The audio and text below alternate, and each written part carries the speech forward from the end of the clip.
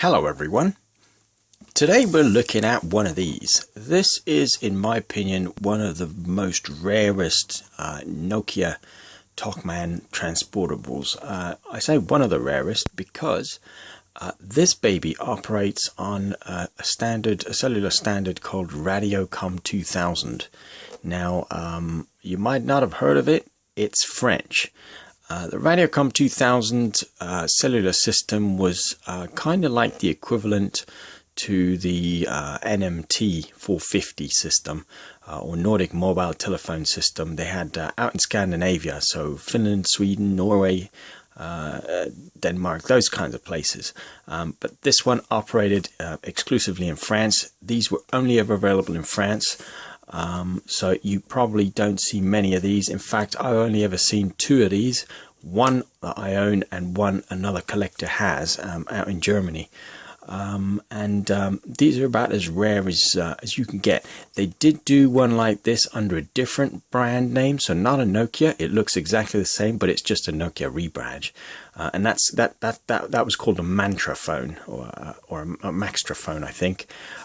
It's the same phone. It's just this label is different, and it don't have the Nokia on here. This is one of two that I know of that actually operates on the Radiocom system.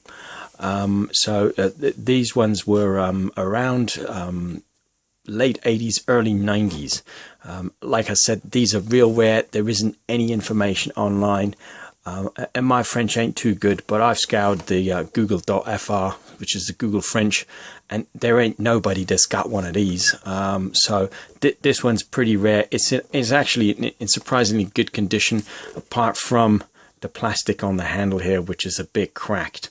It will power up, and it will power up off the battery even. I gave it a quick charge before, and this still does power up. There's no cables or anything.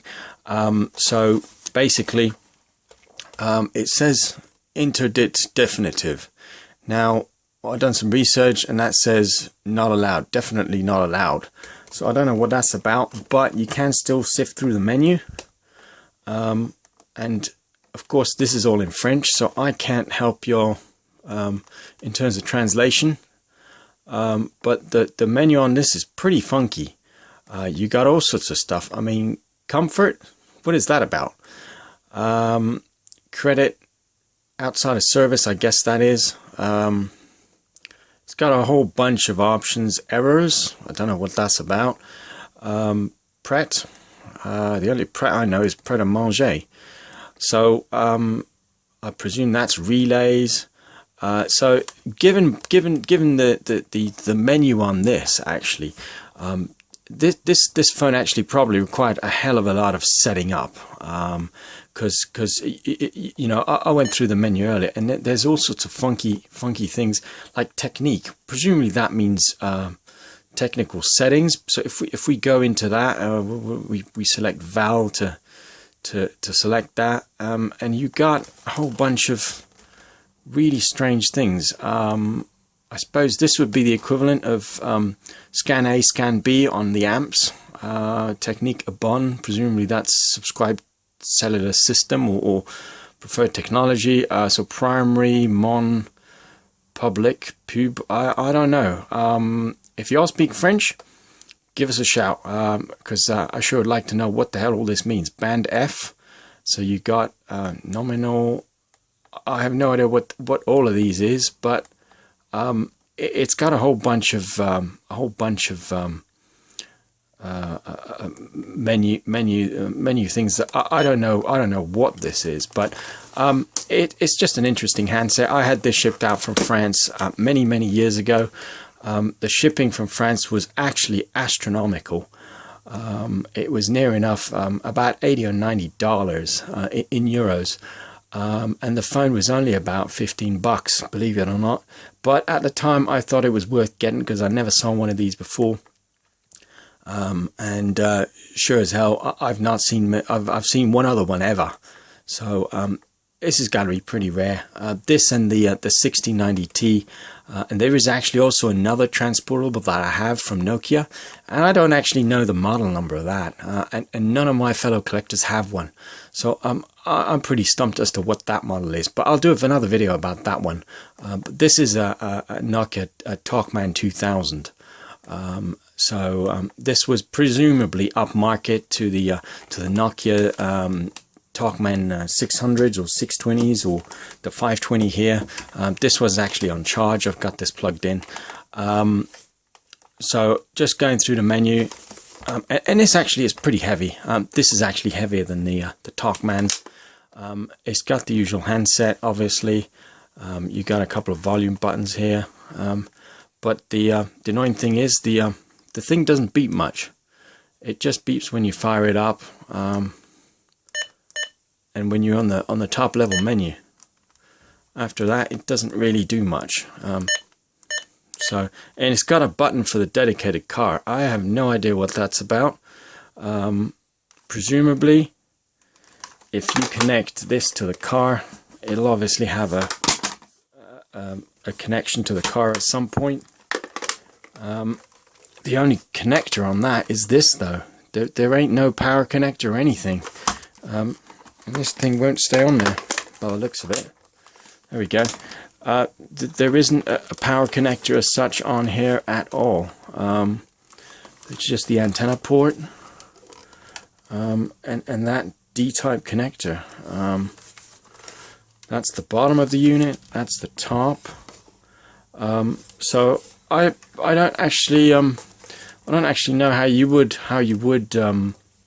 connect this to the car. The only way to do that is this, and this is what I use to charge it. I kind of know the pinouts of this, and I made up a cable for it, and that was a pain in the backside because trying to find the pinouts online was a real mission. So this is just a quick video really about this one. There ain't too much I can say about this because I don't understand the menu, but certainly this one is definitely one of those rare ones that I do own. Incidentally, this does take the standard battery that the other bag phones that I did videos for the amps Nokia phones that I did. This takes the same battery, so this battery is generic. All the Bosch, all the Motorola, the Siemens, the AEG, they all take the same battery, and to get the battery out, it's basically just a thing here. This is the battery, and you just push that button up, and out pops the battery, like so. And that's got a nice little flap over it as well, which some of the other phones don't have. Like I said, this operates on Radiocom 2000, which was a French system. There ain't too much information about this or the technology, actually.